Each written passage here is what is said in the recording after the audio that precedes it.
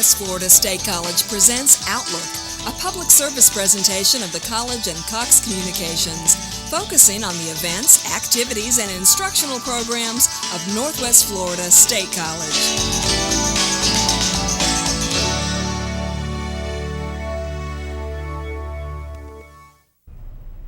Hello there and welcome to the Northwest Florida State College Outlook Show. Don't adjust your television sets. I'm not your regular host, Julie Cotton.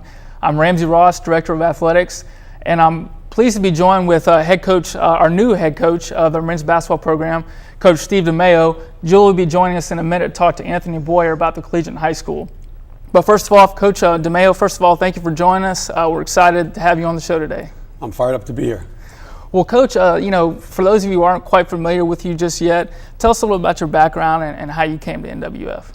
Well, I've been coaching for this is my 26th season coaching basketball. I've been around the country, different spots. Coming from Hofstra last year, lived in Newberry, South Carolina, as well as Orlando, Florida, and Providence, Rhode Island. So originally from New York City, but I have an affinity for the South. And when Coach Forbes decided to take the job at Wichita State, I obviously immediately got in contact with you, and one way or the other, things did work out for me, and I'm happy to be here, and it's a great place to live.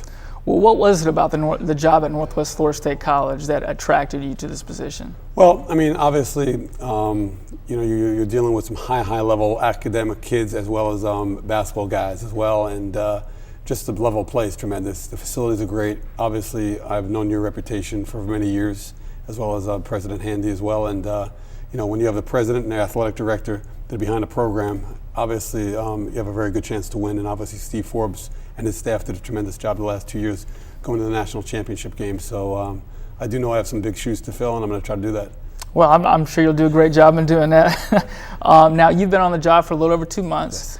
Yes. So how have you adjusted to the college and specifically to the area coming from New York? Oh, like I said, I love the South, and being near the ocean is great. I mean, I went to the beach on Sunday, which was tremendous. I mean, it's just it's a great place to be. People are friendly, and everyone on campus has been so helpful. And I tell everyone that it's our program, and for us to be successful, we need the people in the Learning Center to help us out. We need people on campus to help us out, and I think everyone likes to work together here, and that's probably why you guys have been successful, because everyone has ownership of the program. Absolutely, that's a good point. We used to call it Team OW, now we call it Team NWF. Everybody here is on the same page, so it does pay off in dividends in the long run for sure. Now, you have a lot of Division I coaching experience, but you also had success at Monroe Community College up in New York as a junior college head coach.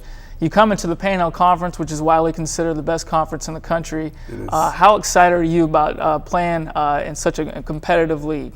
It's for me, having a chance to coach my own team is really, really exciting. And I've done that a few years back when I was at Newberry Division II school. But the level of guys I'm coaching now are equivalent to guys you're going to be watching on TV when ESPN has their games on. And we have great mid-major, high-major guys. So for me, that's the most exciting part about it is developing them also into better young men, going from young men to men. And our staff is doing a really good job of not only working with them on the court, but making sure they have the right path towards the academic side and social side. Absolutely. And actually, then this past weekend, we did some community service projects. Worked over in Fort Walton with the 5K. Yeah, that's great. And so you kind of came into a unique situation. Many coaching changes happened probably late spring. This happened to be kind of late summer. Sure. You came in and actually right around mid-July, early to mid-July, and you already had all your team intact for the most part. Sure.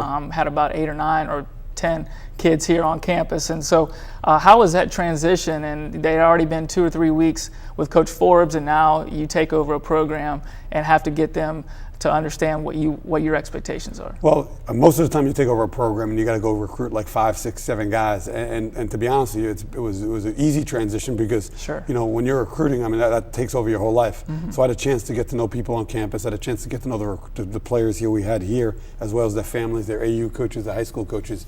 And usually you're trying to just grab guys wherever you can at that point. But it made for a smooth transition. I owe all my thanks to Coach Forbes and Eric, as well as Coach Shea. Coach Shea, exactly. Yeah. But I think that's going to help our team be more successful, because I was out a chance to get to know these guys and work with them through the summer. And I'm fired up to get the season going on November 5th, November 1st, that home game. Absolutely, and the continuity kind of accelerates in that from that standpoint. And also knowing Coach Forbes a little bit too, and he actually made the transition for me a lot easier. And so hopefully we can hit the ground running. Well, it seems like your kids have really bought in.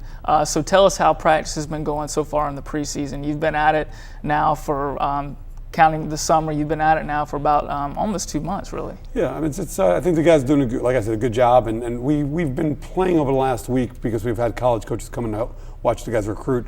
So we got away from practice. We got to get back to it these next couple of days. But the guys are picking things up, and I think they're enjoying their time. And we're going to be an up-tempo team, and we're going to put the ball in the hole a lot and score a little bit. Might be a little. I know Coach Forbes was more focused on the defensive side.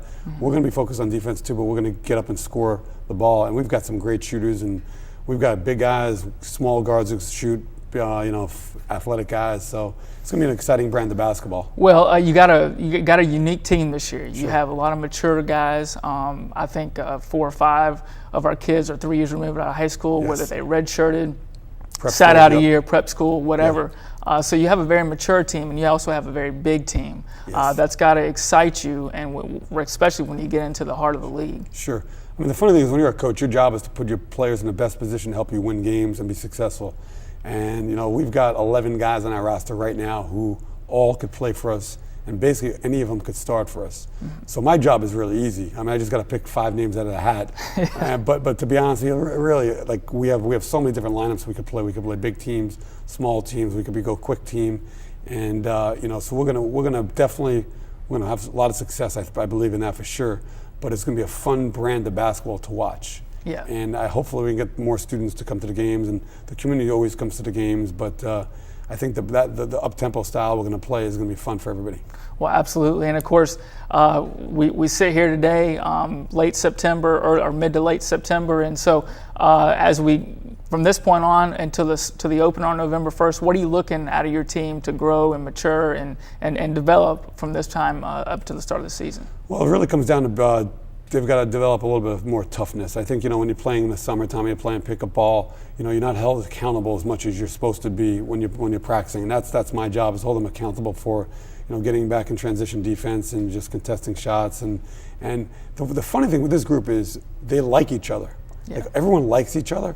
So it's not like the ball's just being stuck in one guy's hands. And I hear these coaches coming and talking about other schools and, those guys who are selfish. We don't have that selfish thing on our team. We've just got to develop a little bit more toughness and grit, and everything will fall in place. Talking to Jason Shea, who was very involved here for the last few years in the success, and Coach Forbes and stuff, and those guys did a phenomenal job of holding these guys accountable on the defensive end, and we've got to make sure our staff does the same thing. Absolutely. Well, Coach, I'm ready for the season to start already. Let's go. Absolutely. We're looking forward to great things. Thank you for joining us. Thanks. Stick around, and when we return, Julie Cotton, your normal host, will be visiting with Anthony Boyer, the principal at the Collegiate High School.